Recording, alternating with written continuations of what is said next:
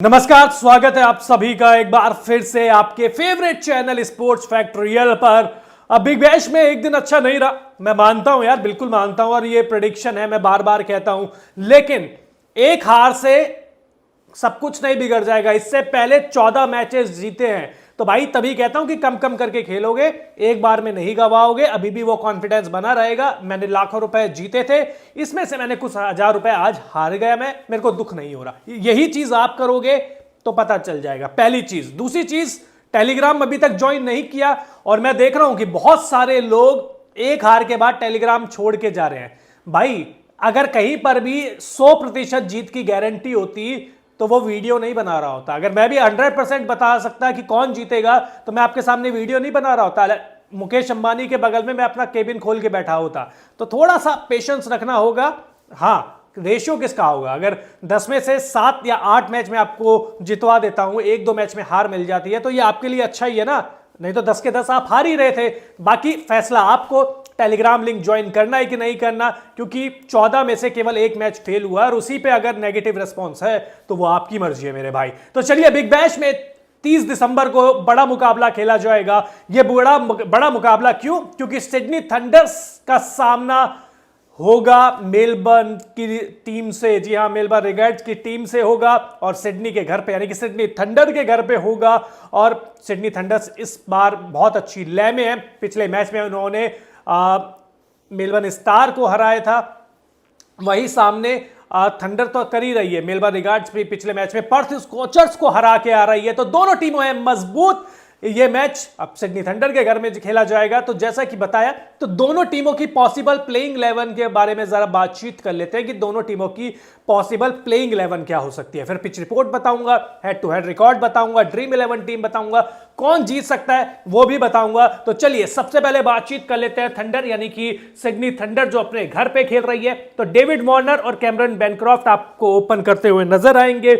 ना तो अभी तक डेविड वार्नर का बल्ला चला है, ना ही कैमरन बेनक्रॉफ्ट का बल्ला अभी तक कुछ बोला है। दोनों ही स्टार बल्लेबाज, दोनों ही अभी तक पूरी तरीके से फ्लॉप रहे हैं। जैसन सागा पिछले मैच में आए थे, विकेट भी लिया इन्होंने, लेकिन बल्ले से कुछ कमाल नहीं कर पाए थे। और बता दें, विकेट लिया था इन्होंने मैक्सवेल का, लेकिन उसके बाद कंधे में झटका आ गया, उसके बाद वो चले गए। ओलिवर डेविस अच्छे बल्लेबाज है, लेकिन दूसरी गेंद पर आउट हो गए थे। शेनफेन रदरफोर्ड, इनको बड़ी एक्सपेक्टेशंस के साथ लाई थी थंडर की टीम, क्योंकि वेस्ट इंडीज की तरफ से लगातार रन बना रहे थे। वेस्ट इंडीज की साइड से शतक, अर्धशतक लगातार आ रहे थे, लेकिन ऑस्ट्रेलिया पहुंचते ही अभी तक तो कम से कम इनका हुआ है टाए टाए फिस। सैम बिलिंग पिछले मैच में बहुत अच्छी पारी खेली, नाबाद अर्धशतक लगाया और अपनी टीम को जीत दिलाने में अहम भूमिका निभाई।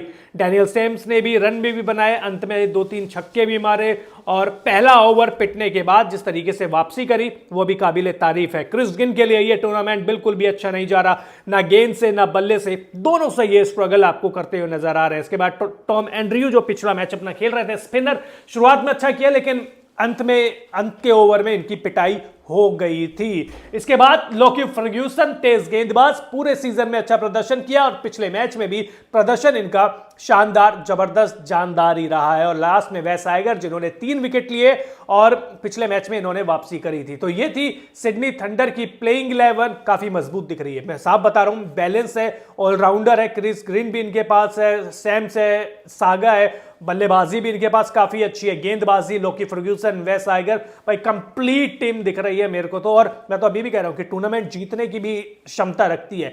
तो इनकी बात हो गई, अब मेलबर्न के बारे में बात कर लेते हैं। तो मेलबर्न की साइड से ओपन कौन करेगा? मेलबर्न की साइड से ओपन करेंगे जैक फ्रेजर मैकगर्क, जो बहुत अच्छी फॉर्म में तो इस समय नहीं चल रहे हैं, और जॉश ब्राउन। दोनों ही एक ऐसे बल्लेबाज हैं जो 4 ओवर या 4 ओवर का पावर प्ले होता है, यहां पर 4 ओवर में 50-60 रन टांग दे, लेकिन बल्ला ही तो नहीं चल रहा। दोनों ही तो शुरुआत के 2-3 ओवर में आउट हो जाते हैं और उसके बाद फिर दिक्कत आ जाती है। जॉश ब्राउन भी नहीं चल पाए, टिम स्टीफर्ट अच्छी फॉर्म में चल रहे हैं, रन बना रहे हैं, लेकिन थोड़ा सा इनको तेज बल्लेबाजी करनी पड़ेगी। जैकब बेथेल, इंग्लैंड के ऑलराउंडर, अच्छे बल्लेबाज हैं, आए पिछले मैच में और आते के साथ ही अपना इंपैक्ट भी इन्होंने दिखाया। लॉरी सीमंस, जब ये पर्थ की साइड से खेल रहे थे तो पिछले सीजन बहुत रन बनाए, बहुत लंबे लंबे शॉट खेले, लेकिन इस सीजन में अभी तक कुछ कमाल नहीं कर पाए मेलबर्न की साइड से। मैकेंजी हार्वी अभी तक कुछ इंप्रेस नहीं किया, बल्लेबाजी का मौका मिला लेकिन कर नहीं पाए। इसके बाद विल सदरलैंड इस टीम के कप्तान हैं और भाई गेंद हो, बल्ले हो, कप्तानी हो, हर किसी से सभी का दिल जीत रहे हैं और मेरे अभी तक इस सीजन में अभी तक सबसे फेवरेट खिलाड़ी है। इसके बाद फेर्ग्यूस ओनील निचले क्रम पे बल्लेबाजी कर सकते हैं और शुरुआत की ओवर भी कराते हैं, यानी कि 2-3 ओवर भी कराएंगे और अंत में आपको एक फिनिशर की भूमिका भी निभा के दे सकते हैं। और कुछ यही कहानी थॉमस रोजर्स की है, जो 150 किलोमीटर प्रति घंटे की रफ्तार से गेंदबाजी करते हैं और अंत में छक्के मारने की जरूरत हो तो मार लेते हैं। इसके बाद 2 अनुभवी खिलाड़ी एडम जाम्पा लेग स्पिनर, अभी तक उस तरीके की तो गेंद घुमाई नहीं है लेकिन फिर भी अनुभव है तो मुझे लगता है कि कुछ ना कुछ कमाल कर ही लेंगे। और उसके बाद केन रिचर्डसन, तो भाई टीम तो मुझे ये भी स्ट्रांग लग रही है। अब मेलबर्न की टीम देख लीजिए या थंडर की, मैं अभी भी कहूंगा कि थंडर की टीम थोड़ी सी अभी भी मुझे बैलेंस दिख रही है। हालांकि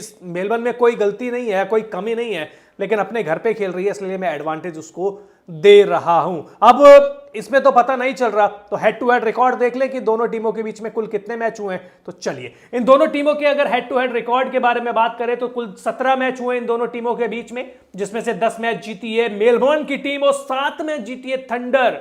तो भाई हेड टू हेड रिकॉर्ड में मेलबर्न की टीम आगे है, थंडर की पीछे है। मैं भले ही कह रहा था कि यहां पर इस सीजन में या इस मैच में थंडर की टीम मजबूत है, लेकिन हेड टू हेड रिकॉर्ड में मेलबर्न बहुत आगे हैं। तो मेलबर्न आगे हैं। अब पिच रिपोर्ट की बात कर लेते हैं। जैसा कि आपको बताया था कि सिडनी थंडर अपने घर पे खेल रहा है, तो क्या कहती है यहां की पिच रिपोर्ट, तो सिडनी थंडर वर्सेस मेलबर्न के बीच मैच शो ग्राउंड सिडनी में होगा। शो ग्राउंड का नाम है मेरा भाई, यह सिडनी थंडर का होम ग्राउंड है। यहां की पिच संतुलित मानी जाती है, गेंदबाजों को भी मदद है और बल्लेबाजों को भी ठीक ठाक सी मदद है।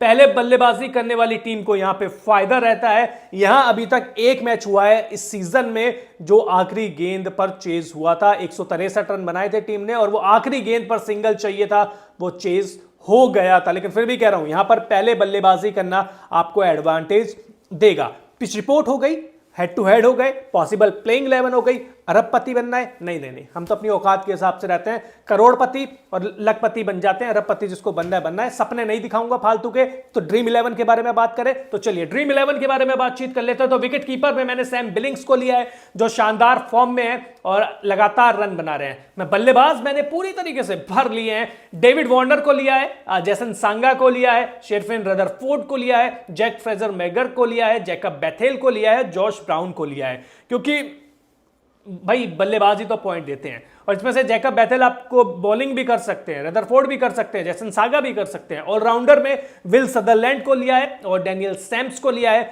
बॉलर्स में मैंने एडम जाम्पा और टॉम रोजर्स को मैं ले रहा हूं। तो भाई मेरी ड्रीम 11 के जो कप्तान होंगे वो होंगे सैम बिलिंग्स, और जो मैं वाइस कैप्टन बना रहा हूं विल सदरलैंड को बना रहा हूं। तो कप्तान मेरे सैम बिलिंग्स होंगे, वाइस कैप्टन मेरे होंगे कौन?